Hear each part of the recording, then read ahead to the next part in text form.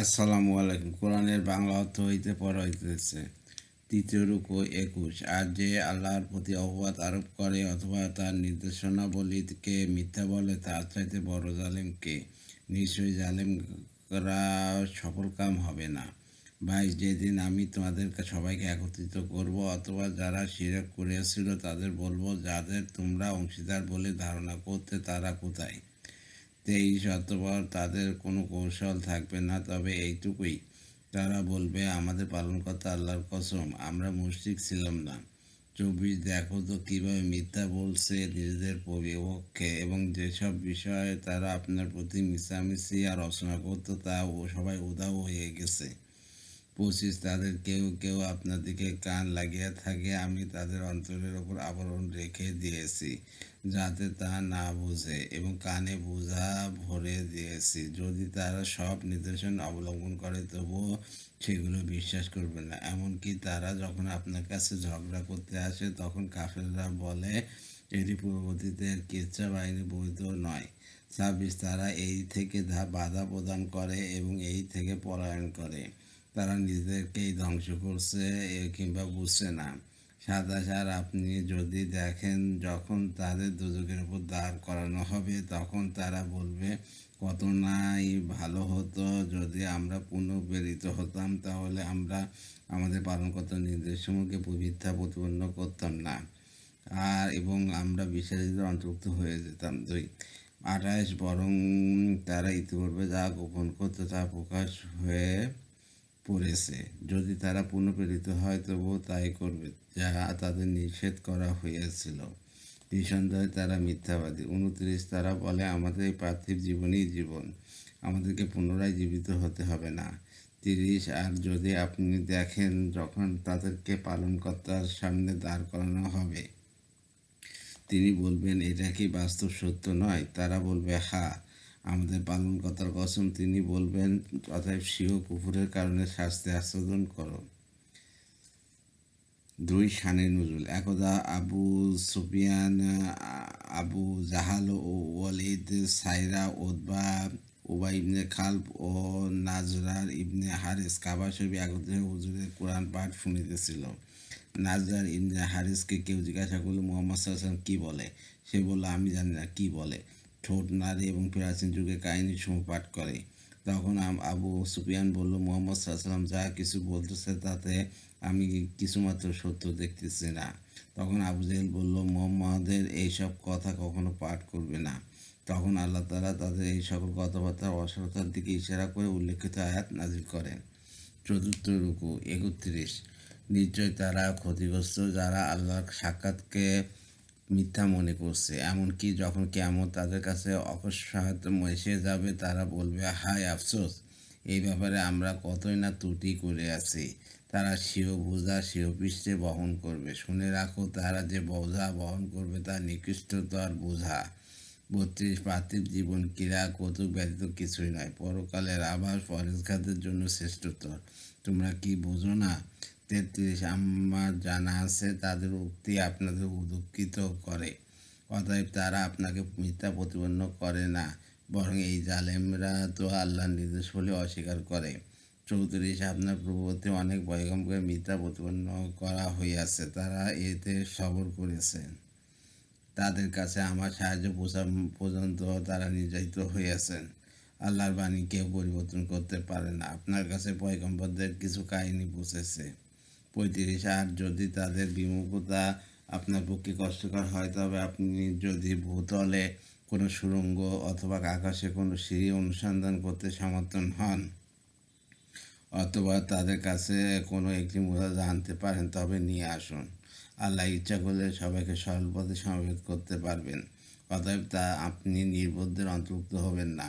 ৩৬। তারাই মানে যারা শ্রবণ করে। আল্লাহ মৃতদেরকে জীবিত করে উত্থিত করবেন অথবা তারা তারই দিকে প্রতাবিত হবে। ৩৭। তারা বলে, তার প্রতি তার পালনকর্তার পক্ষ থেকে কোনো নির্দেশনা অবতীর্ণ হয়নি কেন? বলে দিন, আল্লাহর নির্দেশনা অবতরণ করতে পূর্ণ সক্ষম, কিন্তু তাদের অধিকাংশই জানে না। ৩৮। আর কত প্রকার প্রাণী পৃথিবীতে বিচরণশীল রয়েছে, এবং যত প্রকার পাখি দুই ডানা যোগে উড়ে বেড়ায় তারা সবাই তোমাদের মতোই এক একটি শ্রেণী, আর আমি কখনো কিছু লিখতে ছাড়িনি। অতঃপর সবাই স্বীয় পালনকর্তার কাছে সমবেত হবে। 39, যারা আমার নির্দেশসমূহকে মিথ্যা বলে তারা অন্ধকারের মধ্যে মূক ও বধির। আল্লাহ যাকে ইচ্ছা পথভ্রষ্ট করেন এবং যাকে ইচ্ছা সৎ পথে পরিচালিত করেন। 40, বলো তো তা দেখি, যদি তোমাদের ওপর আল্লাহর শাস্তি পতিত হয় কিংবা তোমাদের কাছে কিয়ামত এসে যায়, তবে তোমরা কি আল্লাহ ব্যতীত অন্যকে ডাকবে যদি তোমরা সত্যবাদী হও? 41, বরং তোমরা তো তাকেই ডাকবে, অথবা যে বিপদের জন্য তাকে ডাকবে তিনি ইচ্ছা করলে তা দূরও করে দেন। তখন তোমরা তাদের ভুলে যাও তা যাদের অংশীদার করছো। শানে নুজুল। ইবনে আমের কুরাইশ সম্প্রদায়ের প্রতিনিধি হয়ে রসুল্লাহর খেদমতে আসে এবং বলে, অতীতে রসুল্লাহগণ যেরূপ তাদের উম্মতের সম্মুখে বিভিন্ন মুআজিজা প্রদর্শন করতেন, তেমনি আপনি আপনার সততা সাক্ষী স্বরূপ আমাদেরকে মুআজিজা প্রদর্শন করুন। আপনি কোনো ঘটনা ঘটাতে পারলেই আপনার প্রতি আমার ঈমান আনব। তখন আল্লাহ তাআলা উপরোক্ত আয়াত নাজিল করেন। পঞ্চম রুকু 42, আর আমি আপনার পূর্ববর্তী অনেক উম্মতদের প্রতি পয়গম্বর প্রেরণ করেছিলাম, অতঃপর আমি তাদেরকে অভাব অনটন রোগ ব্যাধি দ্বারা পাকড়াও করি যাতে তারা কামতি মিনতি করে। 43, অতঃপর যখন আমার আযাব আসল তখন কেন তারা কাকুতি মিনতি করলো না? বস্তুত তাদের অন্তর কঠোর হয়ে গেছে এবং শয়তান তাদের কাছে সুবহিত করে দেখেছে যে কাজ তারা করেছিল। 44, অতঃপর তারা যখন ওই উপদেশ ভুলে গেল যা তাদেরকে দেওয়া হইয়াছিল, তখন আমি তাদের সামনে সব কিছু দ্বার উন্মুক্ত করে দিলাম, এমনকি যখন তাদেরকে প্রদত্ত বিষয়টির জন্য তারা খুব আনন্দিত হয়ে পড়ল, তখন আমি অকস্মাৎ তাদের পাকড়াও করলাম, তখন তারা নিরাশ হয়ে গেল। 45, অতঃপর জালেমদের মূল শিকড় পতিত হলো। সকল প্রশংসা আল্লাহর জন্য, যিনি বিশ্ব জগতের পালনকর্তা। 46, আপনি বলো তো দেখি, যদি আল্লাহ তোমাদের কান ও চোখ ছিনিয়ে নিয়ে যান এবং তোমাদের অন্তর্মোহর এঁটে দেন, তবে আল্লাহ ব্যতীত এমন উপাস্য কে আছে যে তোমাদেরকে এগুলো এনে দেবে? দেখো আমি কীভাবে ঘুরিয়ে ফিরিয়ে নির্দেশাবলী বর্ণনা করি, তথাপি তারা বিমুখ হচ্ছে। 47, বলে দিন, দেখো তো, যদি আল্লাহর শাস্তি আকস্মিক কিংবা প্রকাশ্যে তোমাদের ওপর আসে, তবে জালেম সম্প্রদায় ব্যতীত কে ধ্বংস হবে? 48, আমি পয়গম্বরদের প্রেরণ করি না কিন্তু সুসংবাদদাতা ও ভীতি প্রদর্শক রূপে। অতঃপর যে বিশ্বাস স্থাপন করে এবং সংশোধিত হয় তাদের কোনো শঙ্কা নেই এবং তারা দুঃখিত হবে না। 49, যারা আমার নির্দেশনাবলীকে মিথ্যা বলে তাদেরকে তাদের নাফরমানির কারণে আযাব স্পর্শ করবে। 50, আপনি বলুন, আমি তোমাদের বলি না যে আমার কাছে আল্লাহর ভাণ্ডার রয়েছে, তাছাড়া আমি অদৃশ্য বিষয়ে অবগত নই।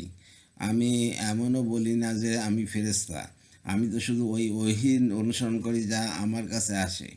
আপনি বলে দিন, অন্ধ ও চক্ষুষ্মান কি সমান হতে পারে? তোমরা কি চিন্তা করো না?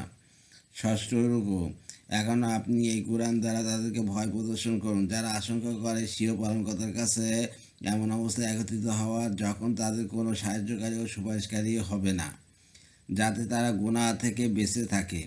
52, আর তাদেরকে দূরে সরিয়ে দেবেন না। সকাল বিকাল স্বীয় পালনকর্তার ইবাদত করে তার সন্তুষ্টি কামনা করে।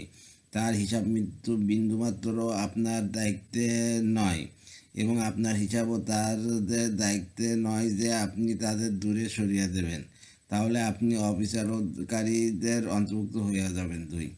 2 হচ্ছে শানে নুজুল। কতিপয় কাফেরগণ এবং এসে হুজুরের সমীপে নিবেদন করল, বেলাল, আম্মার ও সালেম ইত্যাদি নিম্নস্তরের লোক, আমরা আপনার সাথে দেখা করতে আসাকালে তারা যেন আপনার মজলিসে না থাকে, কেননা এমন হীন ও নিচু লোকের সঙ্গে এক মজলিসে বসা আমরা আমাদের মর্যাদাহীন মনে করি, যেহেতু সামাজিক উচ্চ মর্যাদা ও নেতৃত্ব অপেক্ষা আল্লাহর নিকট অকপট ও খাঁটি নিয়তি অধিক প্রিয়, এবং দরিদ্র মুসলমান সর্বদা খাঁটি মহব্বতের সাথে হুজুরের মজলিসে হাজির থাকতেন।